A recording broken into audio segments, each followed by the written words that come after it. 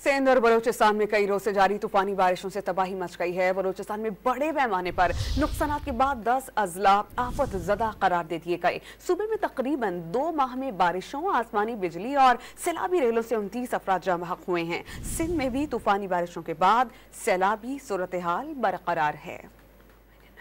बलूचिस्तान में तबाहकुन बारिशों का तीसरा स्पेल जारी। सूबाई हुकूमत ने 10 अजला आफत ज़दा करार दे दिए, जिनमें लसबेला, आवरान, कल्लात, सोबतपुर और जाफराबाद शामिल हैं। कच्छी, ओस्ता मोहम्मद, जियारत, लोरालाई और चागी भी आफत ज़दा अजला में शामिल हैं। बारिशों के बाद हब डैम में पानी की गुंजाइश सिर्फ 1 फीट रह गई, जिसके बाद करीबी आबादी को महफूज मकामात पर मुंतकिल हो जाने की हिदायत कर दी गई। PDMA के मुताबिक तूफानी बारिशों से सूबे भर में मजमूई तौर पर 1,09,603 अफराद मुतासिर हुए, जबकि सैलाबी रेलों से 7 पुल और 41 किलोमीटर सड़कों को नुकसान पहुंचा। तूफानी बारिशों से 372 माल मवेशी हलाक और 58,800 एकड़ पर मुहित फसलें बर्बाद हो गईं। सिंध के जिला दादू में कीरथर पहाड़ों पर तूफानी बारिशों के बाद काछू में सैलाब आ गया। गाज डैम पर काम करने वाले 2 मजदूर सैलाबी रेले में बह गए, जिन्हें मुकामी अफराद ने बचा लिया। तहसील जोही समेत पहाड़ी इलाकों में बारिशों का सिलसिला जारी है। सांगड़ में तूफानी बारिशों के रुकने के बावजूद शहर के नशेबी इलाकों से पानी की निकासी न हो सकी। पानी से कपास और दीगर फसलें तबाह हो गईं। जिला बदीन भी तूफानी बारिशों की लपेट में है और मुसलसल बारिशों से मुतादिद कच्चे मकानात गिर गए। मुख्तलिफ इलाके ज़ेर आब हैं और पानी घरों में दाखिल हो चुका है।